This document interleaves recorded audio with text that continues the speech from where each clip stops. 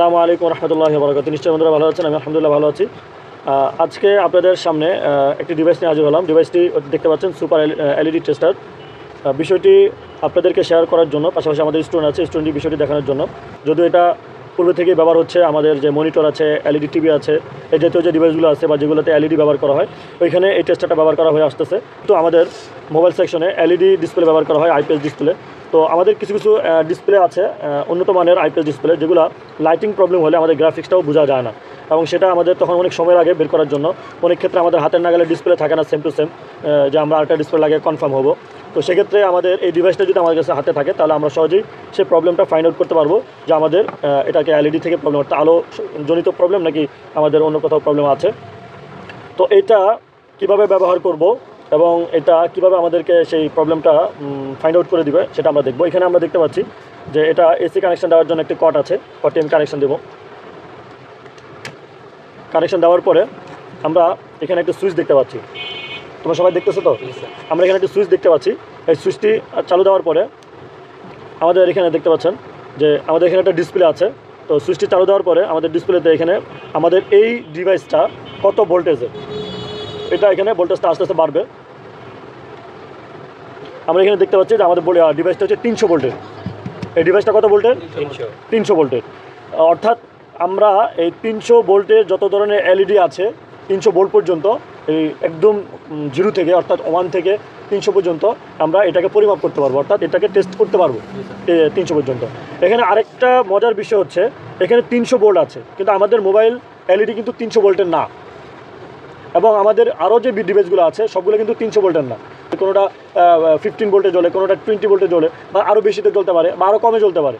তো এটা 300 ভোল্ট দিলে আমাদের এটা মনে হতে পারে আমার এলইডি ডিসপ্লেটা বা এলইডি যে লাইটটা আছে সেটা যদি 5 ভোল্টের হয়, আমি যদি এখানে 300 ভোল্ট দিই, তাহলে আমার এটা তো নষ্ট হয়ে যাওয়ার কথা।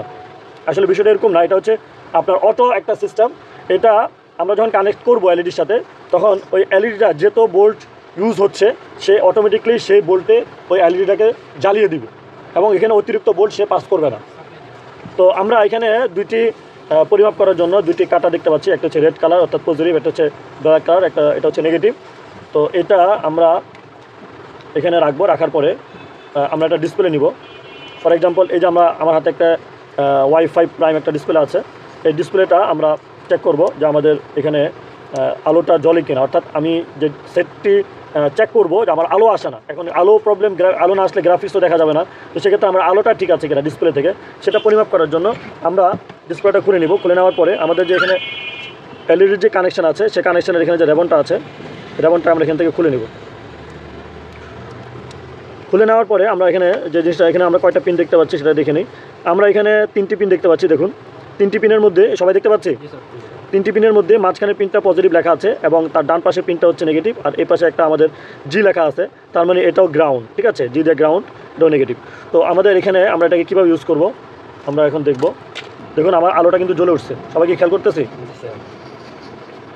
আমাকে ধরে রাখতে হবে, ধরে রাখার পরে প্রত্যেকটা লাইট এখানে জ্বলবে। দেখুন, তো আমাদের এটা ঠিক আছে এলইডি। আমরা আরেকটা ডিসপ্লে নিব। যেমন এই যে ডিসপ্লেটা, এটাও যদি আমাদের আলো না আসে তাহলে গ্রাফিক্স দেখা যাবে না। তো এখানের আমাদের আমরা রেবনটা উঠে নিব। আমরা এখান থেকে রেবনটা উঠে নিলাম। এখানে উঠার পর আমরা এখানে 3টি কানেকশন দেখতে পাচ্ছি। তো 3টি কানেকশানে এখানে আমরা ধরবো, সবাই দেখতে পাচ্ছি। এখন আবার ধরি। দেখুন, এবার আমরা দেখি যে আমাদের এই যে এলইডিটা, এটা কত ভোল্টে জ্বলতেছে। দেখো, 22 বা 22.8 বা 22-23 এরকমের মধ্যে আমাদের এই এলইডিটা জ্বলতেছে এত ভোল্টে।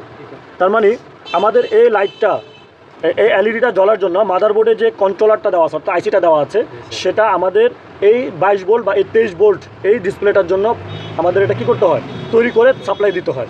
তো এটা দিয়েও আমরা একটা জিনিস বুঝবো যে আমাদের যেমন এই সেটের, এটা ভিভো সেট, এটার জন্য এই ডিসপ্লেটার জন্য বা এই এলইডিটার জন্য 22 থেকে 23 ভোল্ট আমার প্রয়োজন। আমরা যদি আরেকটি সেট নেই, Y7, এটাও হাওয়াই সেট, হাওয়াই ডিসপ্লে Y7, এটাও আমরা চেক করব। এভাবে ধরার পরে দেখি আমাদের এটা কত ভোল্ট এটা আলোটা জ্বলে। দেখুন, আমাদের এলইডি কিন্তু জ্বলে উঠছে, এবং এটা জ্বলতেছে 20.8 ভোল্ট বা 21, মানে অর্থাৎ কিছু ওঠানামা করে। তো 20, 21, 22 একুরেটভাবে 22 পর্যন্ত উঠতেছে, 21 থেকে 21.6 + 22। তার মানে আমাদের এই মোবাইলটা আগেরটা ছিল 23, আর এটা আমাদের জ্বলতেছে 22-এ। তাহলে এভাবে আমাদের এক এক সাইডে কোনোটার মধ্যে আমাদের 30 ভোল্টে জ্বলতে পারে, কোনোটার মধ্যে 20 ভোল্টে জ্বলতে পারে, কোনোটার মধ্যে 35-40 ভোল্ট পর্যন্ত আমাদের এই ডিসপ্লে, আমাদের মোবাইলের ডিসপ্লেগুলো এলইডিগুলো জ্বলতে পারে। আমাদের যদি এলইডি প্রবলেম হয় তাহলে আমরা ডিসপ্লেটা খুলে তাহলে এখানে যে আমাদের কানেকশান আছে সেই কানেকশানের মধ্যে ধরে আমরা পজিটিভ নেগেটিভ একুরেটভাবে ধরে তাহলে আমরা চেক করতে পারবো।